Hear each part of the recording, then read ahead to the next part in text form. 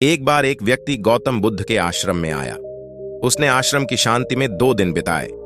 फिर वह बुद्ध के पास गया और कहा, बुद्ध, मेरे मन में कुछ प्रश्न है, मैं उनके उत्तर के लिए यहां आया हूं। बुद्ध ने कहा, पूछो, तुम्हारा प्रश्न क्या है? उस व्यक्ति ने कहा, मुझे अपने जीवन से खुशी नहीं मिल रही है। दुखों और परेशानियों के पहाड़ ने मेरे जीवन को नर्क बना दिया है। मेरे जीवन में कुछ भी ठीक नहीं चल रहा है। मैं जानना चाहता हूं कि मेरे साथ यह सब क्यों हो रहा है। मैं इतना बदकिस्मत क्यों हूं? बुद्ध ने कहा, सबसे पहले तुम मुझे बताओ कि इसका कारण क्या है, आपके दुहक के लिए। वे कौन सी बातें हैं जिनके कारण आप इतने परेशान और चिंतित हो गए? बुद्ध के प्रश्न पर कुछ देर सोचने के बाद उस व्यक्ति ने कहा, यह कैसा प्रश्न है? मैंने आपसे एक प्रश्न पूछा और आप उत्तर देने के बजाय पूछ रहे हैं। बुद्ध उस व्यक्ति की बात सुनकर मुस्कुराए। यदि तुम अपने दुहक का कारण नहीं जानते हो तो तुम मुझसे यह उम्मीद कैसे कर सकते हो कि मैं तुम्हारे दुहक का कारण जान पाऊंगा? व्यक्ति ने कहा, बुद्ध, लेकिन लोग कहते हैं कि आप भगवान हैं, आप सब कुछ जानते हैं, आप लोगों के मन को पढ़ते हैं, तब आपको मेरे दुख का कारण पता चल जाएगा। बुद्ध हल्के से मुस्कुराए और गंभीर स्वर में बोले, तुम यह सोचकर गलती कर रहे हो कि कोई आएगा और तुम्हें तुम्हारी सभी समस्याओं से बाहर निकाल देगा, लेकिन ऐसा कभी नहीं होगा। केवल तुम ही हो जो तुम्हें तुम्हारी परेशानियों से बचा सकते हो। महसूस करें कि आपने आत्मज्ञान प्राप्त कर लिया है तो आप अपनी समस्या का समाधान कर सकते हैं। मैं भी आपके जैसा हूं, फर्क सिर्फ इतना है कि सब कुछ साफ है। जिस दिन आपके जीवन की सभी समस्याएं दूर हो जाएंगी, उसी दिन से आपकी भी समस्या के लिए बुद्ध के पास जाने की जरूरत नहीं पड़ेगी। बुद्ध ने उस व्यक्ति से पूछा, क्या तुमने कभी किसी फूल को ध्यान से देखा है? यह सुनकर वह व्यक्ति आश्चर्यचकित हो गया और बोला, बुद्ध, फूल तो एक साधारण सी चीज है, इसे तो सभी ने देखा है। बुद्ध ने कहा, फूल एक कली है, सुबह अंधेरा होता है, दिन के उजाले में फूल बन जाता है, शाम को मुरझा जाता है। यदि फूल केवल इसी बात की चिंता करता है तो शाम तक उसे मुरझाकर गिरना ही पड़ता है, वह कभी खिल नहीं पाएगा। इस तरह अगर आप केवल अपने दुखों के बारे में ही सोचेंगे तो आप कभी खुश नहीं रह पाएंगे। इसलिए मैं आपको बताना चाहता हूं कि आपके जीवन में अभी भी बहुत सी चीजें हैं जिनके बारे में अगर आप बारीकी से देखें तो आप अभी भी खुश हो सकते हैं।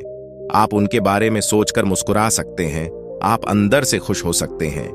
आप अपने जीवन की कमजोरी के बजाय अपने जीवन के सर्वश्रेष्ठ पर ध्यान केंद्रित करें। यदि आप अपने जीवन में खुशी चाहते हैं तो आपको इस शाश्वत नियम का पालन करना होगा, अच्छे पर ध्यान देना होगा और जीवन में सकारात्मक चीजें। मैं तुम्हें सिर्फ रास्ता दिखा सकता हूं, मैं तुम्हें दिखा सकता हूं कि उस रास्ते पर कैसे चलना है, लेकिन तुम्हें उस रास्ते पर चलना होगा। बुद्ध के ऐसे शब्द सुनकर वह आदमी कुछ देर तक शांत बैठा रहा।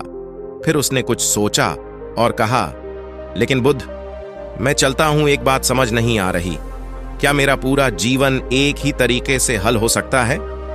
बुद्ध ने बहुत धीरे से उत्तर देना शुरू किया।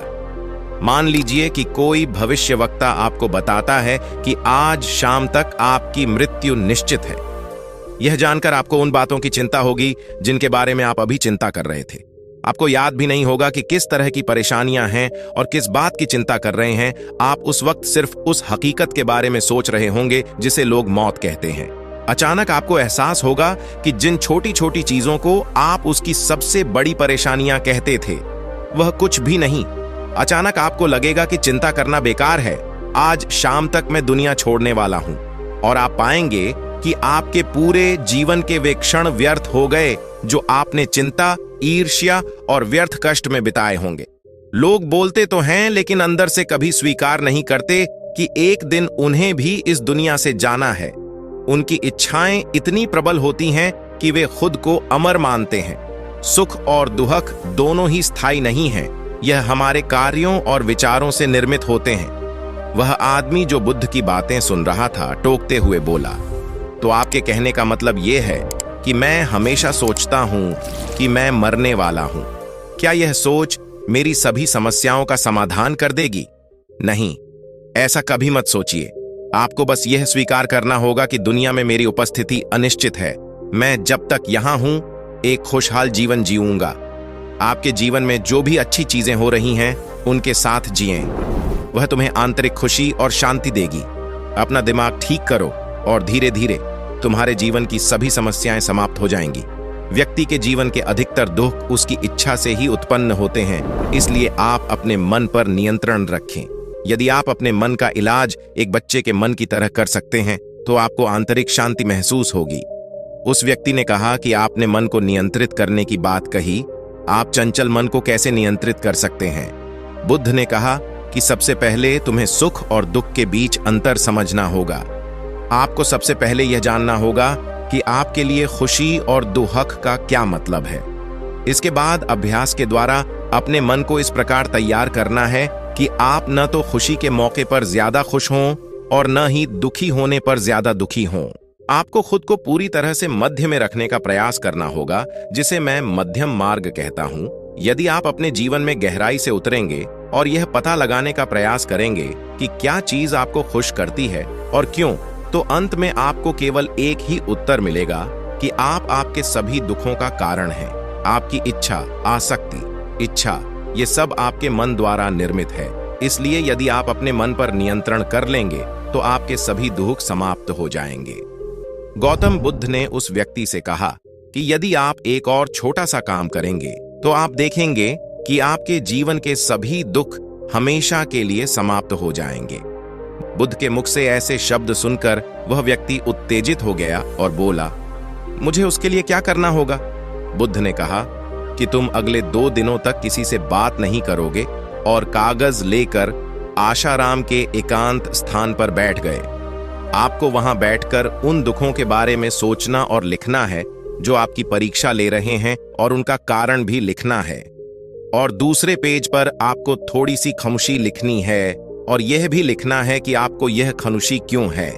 जल्दबाजी करने की कोई जरूरत नहीं है, आपके पास बहुत समय है, आप आराम से सोच सकते हैं। जाओ और सोचो और आराम से लिखो।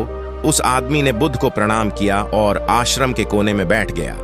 2 दिन बाद वह कुछ लेकर बुद्ध के पास वापस आया, उसके हाथ में कागजात। उसे देखकर बुद्ध ने कहा, सबसे पहले तुम कागज से अपना दुख पढ़कर सुनाओ।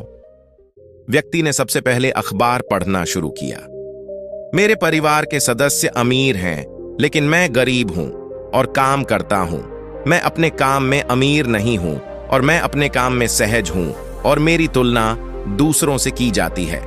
व्यक्ति ने आगे पढ़ना शुरू किया। दूसरा, मेरे पड़ोस में बहुत से लोगों ने बचत की है, लेकिन मेरे पास बचत के नाम पर कुछ भी नहीं है। इसका पहला कारण यह है कि मैं काम कम जानता हूं, लेकिन खर्च बहुत करता हूं। आज मेरे पास बचत के नाम पर कुछ भी नहीं है। मेरी पत्नी काफी समय से बीमार है और उसकी बीमारी का कारण मैं हूं। मेरी लापरवाही के कारण मैं उसे कभी किसी डॉक्टर के पास नहीं ले गया। मैंने इसे भाग्य पर छोड़ दिया। शायद यह मेरी अपमानजनक इच्छा थी कि अगर मैं बीमारी से मर जाऊं तो मैं एक खूबसूरत महिला से शादी करूंगा। चौथा, मैं मन में फ्री पैसे पाने के बारे में सोचता रहता हूं, परंतु योजना पूरी नहीं होती। मैं दुख के सागर में डूब जाता हूं, फिर यह दुख मुझसे सहन नहीं होता और इसका कारण मैं ही हूं। मुझे पता है कि मेरे पास अल्कोहल पीने के लिए पैसे नहीं हैं, फिर भी मैं इसे पीता हूं। मैं अपना दिन खुशी से जीता हूं, लेकिन ऐसा करने में सक्षम नहीं होने पर देखता रहता हूं। बुद्ध, ये मेरे जीवन के सबसे बड़े दुख हैं और गहराई से सोचने के बाद मैंने पाया कि कई उनमें से मेरे कार्यों और मेरे विचारों के कारण हुआ। ये सुनने के बाद आपने मुझे खुशी का पेपर पढ़कर सुनाया। पिछले 2 दिनों में मैंने जो कुछ भी महसूस किया वैसा मैंने अपने जीवन में कहीं भी अनुभव नहीं किया। पिछले 2 दिनों में मुझे एहसास हुआ कि वास्तविक शांति और आनंद कितना महान है और मैं इसका अनुभव करके बहुत खुश हूं। मेरी खुशी के कारणों की सूची बहुत लंबी है, इसे पढ़ने और समझने में बहुत समय लगेगा। उस व्यक्ति के मुंह से ऐसी बातें सुनकर वह व्यक्ति मुस्कुराया और बोला, सिर्फ आपके लिए ही नहीं बल्कि हम सभी के लिए कारण एक ही है। वह व्यक्ति अपना बहुत सारा समय बर्बाद करता है। आप दुख का कारण ढूंढने में लगे हैं। हमारा जीवन भी एक तरह से सुख, शांति और आनंद की तिजोरी है। बुद्ध ने उस व्यक्ति से कहा कि खुशी के सभी कारणों को साझा करने की जरूरत नहीं है। तुम उनमें से कुछ का पाठ कर सकते हो। वह व्यक्ति बड़ी मुस्कुराहट के साथ पढ़ने लगा, पहली खुशी, क्योंकि मैं जीवित हूं और दुनिया में रह रहा हूं और मैं स्वस्थ हूं। मेरे माता पिता, एक पत्नी और 2 बच्चे हैं। ऐसे ही मेरे पिता के पास कई अनमोल खजाने हैं, जैसे मेरे माता पिता का प्यार, मेरी पत्नी का प्यार, मेरे बच्चों का प्यार और एक पिता की खुशी।